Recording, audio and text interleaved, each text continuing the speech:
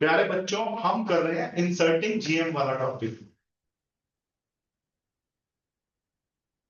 ठीक है। जैसे पहला क्वेश्चन है कि 3 और 243 में 3 जीएम इंसर्ट करो।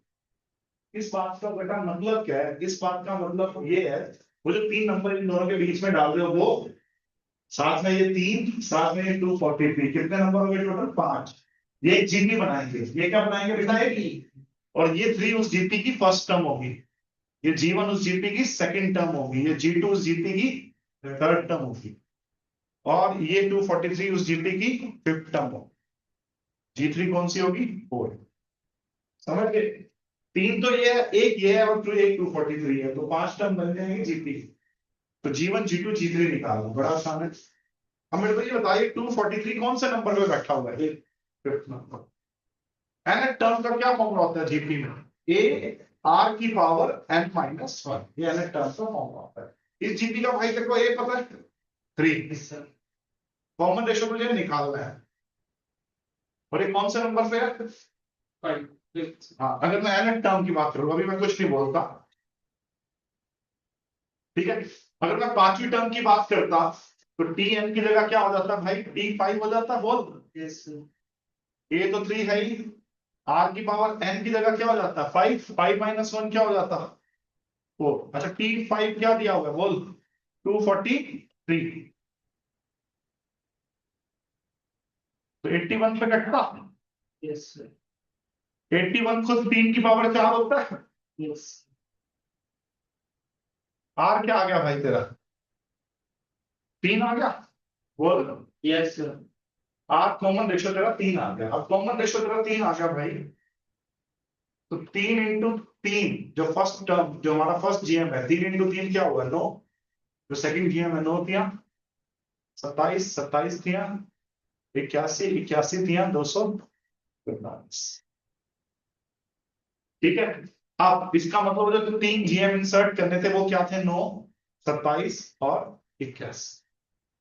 ठीक है। तो एक कई बार सीधा सीधा एक क्वेश्चन आ जाता है, इंसर्ट 3 जीएम्स। क्या आ जाता है? Insert 3 GM. तो ऐसे करना होता है।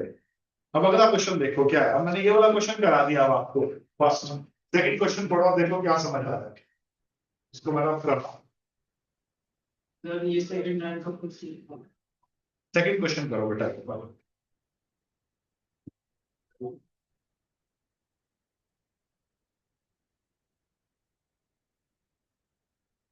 Between 2 and 128, 6 GMs are in circuit. कितने? 6। मतलब एक 2 तो खुद है ही, और 128 खुद है। इसके बीच में भाई कितने जीएम इंसर्ट किए गए हैं? 6। G1, GM1, G2, G3, G4, G5, G6। Total कितनी टर्म्स होगी भाई? ये T1 बोल, T2, T3, T4, T5, T6, T7।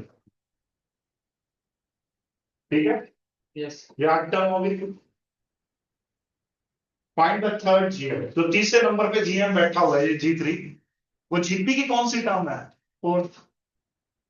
अच्छा, ये 128 कौन से नंबर पे बैठा हुआ है? हाँ जी बताओ भाई, ये 128 कौन से नंबर पे बैठा हुआ है? 8 नंबर पे बैठा हुआ। 8 टर्म क्या होती है जीपी की? ए आर की पावर 7। 8 टर्म है क्या? 128। 128 इक्वल्स टू ए आर की पावर 7। हाँ, तो 128/2 64 हुआ। R7, आर की पावर 7। 64 खुद क्या होता है? बोल। 2 की पावर 6। आर की पावर 7। हाँ बेटा, ये 7 है तो उधर जाके 1/7 हो जाएगा, उधर जाके क्या हो जाएगा? 1/7। तो 2 की 6 वेरी गुड। तो आर क्या हो गया? 2 की 6/7। यहां तक समझ आ रहा है? Yes sir. तो थर्ड जीएम निकालना है तुझे। क्या निकालना है भाई? Third GM. ये थर्ड जीएम है, जीपी की तो फोर्थ टर्म है। Yes sir. तो जीपी की फोर्थ टर्म क्या होती है? जल्दी बोल। थर्ड जीएम जीपी की तो फोर्थ टर्म है ना। तो फोर्थ टर्म क्या होती है जीपी की? ए आर की power n-1, A R cube. Very good. A क्या है? जल्दी बोलो। ए सर 2 है। 2 है। और ये क्या निकालना है? आर क्या निकालना है? R की पावर 2 की पावर by 7 6 by 7 की पावर 3 भी है 6 the 2 की पावर 6 3 का 18 by 7 अब बेसिस सेम है और बीच में मल्टीप्लिकेशन है तो पावर ऐड हो जाएगी yes sir तो ये आ जाएगा 2 की पावर 1 प्लस 18 by 7 तो 2 की पावर 25 by 7 क्या है 2 की पावर 25 by 7 ठीक है ये आंसर आ गया तो जीएम इंसर्ट करने का मतलब समझ गए आसान सी चीज है यार yes sir